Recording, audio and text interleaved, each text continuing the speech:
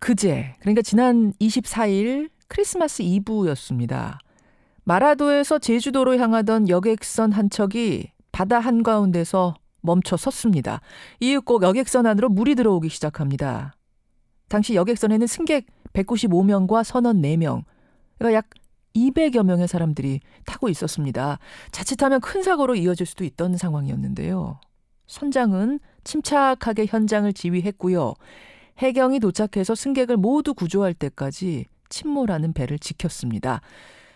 결과적으로 200명 중 단 한 명의 낙오자도 없이 전원이 구조가 됐습니다. 선장은 당연한 일이라고 하지만 이게 당연하지 않았던 기억이 우리에게는 생생히 남아있죠. 그래서 이번 전원 구조가 크게 화제가 되고 있습니다. 자, 사고 여객선을 운항했던 고승호 선장 직접 연결을 해보죠. 고 선장님, 안녕하세요. 예. 그러니까 이 크리스마스 이브에 199명을 싣고 마라도에서 제주도로 오는 중이었던 거예요? 예, 그렇죠. 대부분은 관광객들이셨겠네요? 그렇죠. 예. 뭔가 이상하다. 이거 감지한 건 언제쯤이었습니까? 그러니까 그 예산을 해보면 15분 정도, 출항하고 한 15분 정도. 15분. 선저 쪽으로 어떤 이제 접촉이 있었어요. 뭐 이렇게 쿵 하는 충돌 느낌을 받으셨어요? 예, 제가 그걸 제일 먼저 느꼈죠. 제일 먼저 느껴서. 배 아래에서. 굉장히 급하게 엔진을 스톱을 시켰어요. 예. 그러니까 엔진을 스톱을 시키면 이제 프로펠러가 이제 안 돌기 시작하죠. 그렇죠. 그러면 이제 객실에서 이제 배가 멈췄다는 느낌을 아마 받으신 분들이 계실 거예요. 예. 그러고 나서 순간에 직감을 했어요. 밑에 쪽으로 프로펠러 쪽으로 데미지를 먹은 것 같다.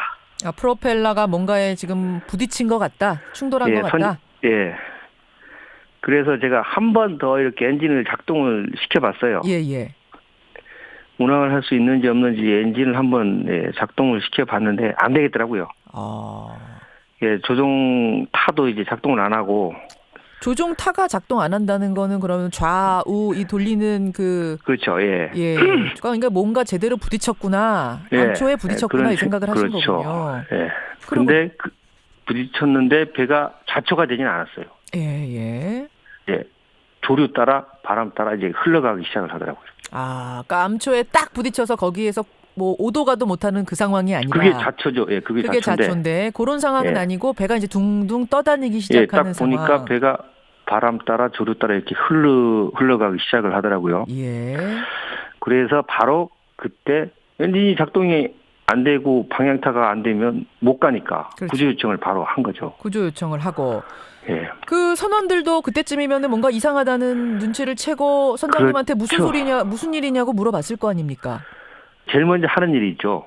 기관실 혹은 타기실 쪽으로 이제 확인을 해야 돼요. 물이 들어오나 안 들어오나. 침수가 되고 있는지, 구멍이 그렇죠. 뚫렸는지 안 뚫렸는지. 그렇죠. 파공이 생겼는지 안 생겼는지가 굉장히 중요하거든요. 예. 그래서 아마 제가 구조 요청을 하고 하는 그 사이에 아마 기관장님하고 기관사는 아마 기관실 그리고 타기실 쪽으로 확인을 했을 거예요. 예. 그리고 이제 제가 구조 요청을 하고 승객들한테 이제 안내방송으로 날렸어요. 이제 지금 정확한 원인은 안 나왔는데 데미지를 먹어서 항해를 할 수 없을 것 같다. 그래서 구조 요청을 해놨다고 이렇게 했는데 그때 기관사분이 올라오셨더라고. 뛰어와서 그래가지고 선생님 지금 타기실에 물 찬다고. 타기실이 뭐예요? 근데 타기실이? 조종 장치가 들어있는 룸이에요. 룸. 그러니까 손님들이 왔다 갔다 하는 그 바닥 밑에 있어요. 그러니까 위에서 선장님이 이렇게 조종 장치를 돌리면 그 밑에서 돌아가는 거니까. 그렇죠. 밑에서 돌아가는 거니까. 굉장히 중요한 부분인데. 예, 그게 없으면 배가 이제 조종이 안 되니까 운항을 못 하죠. 근데 그 타기실에 있던 사람이 올라와서 뭐라 그러는 겁니까? 지금 파공이 생겨서 물이 들어온다. 타기실에 물 차고 있다고? 예, 물이 이제 들어온다. 그 보고를 받으면 저는 어떻게 해야 됩니까? 이제? 이 배가 가라앉을 수도 있겠네. 그러네요. 그래서 통제실에서 한 번 더 구조 요청을 했죠. 예. 지금 물이 차니까 서둘러야 될 거다. 서둘러 달라. 예. 그래요. 서둘러 달라 하고 동시에 이제 승객들에게 안내 방송을 그렇죠. 하셨죠. 그 무전이 나가고 나서 상황이 급해가지고 제가 그냥 이렇게 얘기했어요. 승무원들한테 승객들 전부 구명조끼 입히고 비상 상황에 대비하라고 그렇게 날렸죠. 구명조끼 입히고 비상 상황에 대기하라. 근데 선원들이야 뭐 오랜 베테랑들이니까 차분하게 어떻게 매뉴얼대로 움직여야 되는지 알았다 치더라도 승객은 이 처음 당하는 상황이고 한두 명도 아니고 이게 구명조끼를 입어라 하고 엔진이 서는 순간 쿵 하고 뭔가 부딪히는 순간부터 굉장히 불안들하셨을 텐데 통제가 안 되는 상황으로 가진 않았나 싶어서요. 아니요. 그러니까 어떻게 보면 승객들도 이 사고 방식들이 좀 많이 바뀌었는지 제가 기억이 나는 게 그 구명조끼를 입히라고 했을 후에 또 한 번 더 안내방송을 했어요. 그때 뭐라고 했냐면 10분 정도면 배가 올 거라는 안내방송을 제가 했어요. 10분이면 올 겁니다. 네, 그리고 그 통제실에서도 그런 무전이 왔었고 저한테. 그러니까 10분이면 될 거라는 무전을 그쪽에서도 쳐줬고 저 관제실에서도 선장님도 10분이면 됩니다, 여러분. 침착하게 대기하시라는 메시지를 승객들에게 정확하게 전달하신 거고요. 그렇죠. 근데 승객들은 성숙한 시민 의식으로 우왕좌왕하지 않고 구명조끼 다 순서대로 받아서 앉아 계셨던 거예요. 네, 건네진 것도 있고 저희 승무원이 항해사 기관사밖에 없어요. 저 빼고 두 사람밖에 없어요. 두 사람이 200명한테 구명조끼를 나눠주는 건 쉬운 일이 아니죠. 그렇죠. 근데 다행스러운 거는 꺼내서 나눠주시는 분도 계시고 네, 거기서 승객들이 알아서 알아서 이렇게 하고 계시더라고. 제가 나중에 얘기를 들었는데 그러니까 어떻게 보면 좀 의식들이 좀 많이 좀 달라지긴 한 것 같은데. 많이 성숙했네요, 정말. 예. 그런 거군요. 그러니까 지금 뭐 이 배가 물이 차고 있으니까 다른 선원이라고 해봤자 지금 선장님 빼고 3명밖에 없는 건데. 한 분은 기관장님 밑에서 이제 물 어떻게 틀어 막으려고 하고 있을 거고. 다들 그 각자의 자리에서 일하고 있으니까 손님들한테 사람이 없죠. 구명조끼 나눠줄 일손이 부족한 상황. 그러자 시민들이 나서서 승객들이 서로 줄 세우고 구명조끼 나눠주는 사람, 전달하는 사람 이게 착착착 된 거예요. 그런 모습이 이제 저도 봤고 얘기도 들었어요. 나중에 끝나고 나서. 자, 그런 상황에서 또 너무도 다행인 것은 주변에 있던 선박과 해경이 일제히 출동을 했죠. 적극적으로. 그렇죠. 뭐 어선들도 몇 척 왔었어요. 어선도 주변 지나던 어선도 오고. 주변 어선도 왔었고. 그래서 완전히 그 배로 옮겨 타기까지 전원이 구조되기까지는 얼마나 걸린 겁니까? 40분에 사고 나서 35분 정도 걸렸네요. 35분 만에. 정말 다행입니다. 지금 보니까요. 그러니까 뭐 선장님의 빠른 대처, 선원들의 침착한 뭐 이행들, 매뉴얼 이행들, 거기다가 승객들이 성숙하게 대처한 것들, 근처 선박과 해경의 빠른 출동까지 이게 다 어우러졌어요. 저희가 이 2014년 세월호 이후에 자이든 타이든 많이 변할 수밖에 없었어요. 배에 일하는 직원분들이. 변할 수밖에 없었다고요? 예를 들면 어떤 걸 막 주문했어요 그때? 운항관리실이나 이런 저희를 이제 이렇게 하시는 그 관계기관에서는 이제 좀 많이 굉장히 타이트해졌죠. 점검부터 시작해서 뭐 일지 확인하는 거, 뭐 훈련 상황 확인하는 거 같은 게 좀 FM적으로 가려고 많이 했었어요. 그 당시는 그래서 조금 너무 그러는 거 아니야 하고 조금 귀찮기도 하고 그러셨는데 처음에는 굉장히 저희가 이거 좀 너무한 거 아니냐고 그런 트러블이 굉장히 많이 있었는데 지나고 나니까 그러니까 생각을 하지 않고도 몸이 알아서 움직이는 상황이 됐던 것 같아요. 그래요. 너무 다행입니다. 너무 다행이고 이번 사고 보면서 세월호 사고 떠올린 분들이 아마 뭐 많으실 거예요.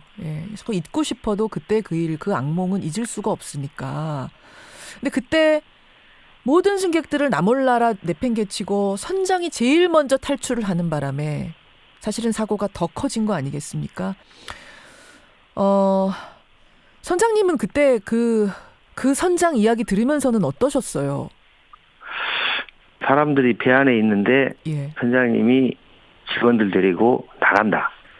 이건 말도 안 되는 거죠, 솔직히. 말도 안 돼. 너무 당연한 겁니까? 선장이 끝까지 배를 지키고 승객을 지키는 건? 어떻게 승객들이 배 안에 있는데 선장이 나오면 그게 말이 됩니까? 선장님은요, 어쨌든 저희가 배운 거는 그래요. 선장님은 맨 마지막에 배에서 나오셔야 됩니다. 저는 뭐 퇴근할 때도 그래요. 퇴근할 때 웬만하면 직원들 내리는 거 보고 나가려고 그러고. 퇴근할 때도 평상시에?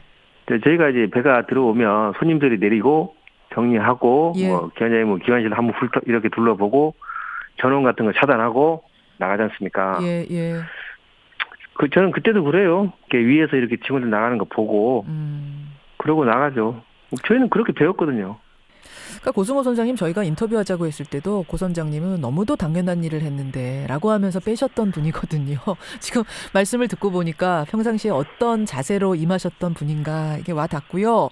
선장님 아무쪼록 다행입니다. 제가 모처럼 좋은 소식 전할 수 있어서 물론 사고 자체는 안타깝지만 그 와중에 인명피해 없이 이렇게 전원 구조됐다는 소식을 전할 수 있어서 참 다행이다 싶고요. 끝으로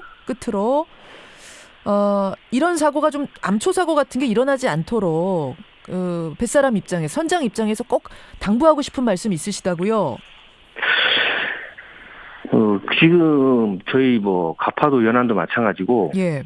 그 위험을 알리는 등대들이 몇 군데 있어요. 예. 근데 이 해도나 지도상에 보면 그 표시가 이제 안 돼 있는 곳들이 좀 있더라고요. 뭐가요? 암초가 아니면 뭐 등대가? 수중에 암초가 있는데 암초가, 예. 이제 그게 어쨌든 표시가 안 돼 있는 곳. 동네 작은 어선들이나 좀 이렇게 자주 다니시는 분들은 유관 항해를 많이 하거든요. 그렇죠. 그러다 보면 조류나 바람에 이제 밀려서 배가 이렇게 사고가 날 수 있는 거기 때문에 좀 바다 쪽에다가 좀 투자를 조금 더 해서 이런 안전시설을 좀 설치하는 게 차후에라도 이런 일이 좀 줄어들 수 있는 그런 방법인 것 같아요. 제가 보기에는. 자동차 도로라면은 과속 방지턱 같은 게 있고 위험한 곳에. 예, 자동차에는 중앙분리대도 있고. 중앙분리대. 근데 배도 그게 가능해. 바다 위에도 가능해요. 그런 표시라는 게? 불가능하진 않은데 돈이 좀 많이 들긴 하죠. 아, 뭐 부표 같은 걸 설치하는 건가요? 어떤 그렇죠. 식의 부표 같은 걸 설치하는 거죠. 그러니까 제가 사고 난 지점 같은 경우에는 이제 등대가 몇 군데 있긴 한데 그런데 작은 부표 같은 거라도 좀 설치를 해주면 예.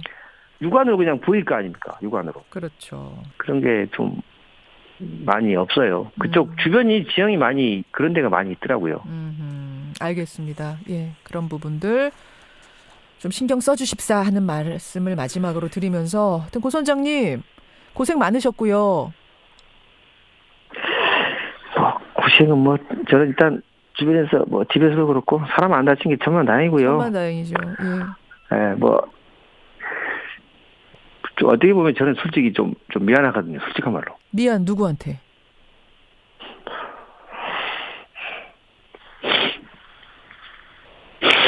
왜 그러실까요? 우리 선장님 많이들 다 칭찬해주고 계시는데. 승객들한테 미안하고 회사에다가 제가 피해를 많이 입힌 것도 사실이고 그래서 그런 게 좀 다 미안해요. 제가 보기에. 아이고.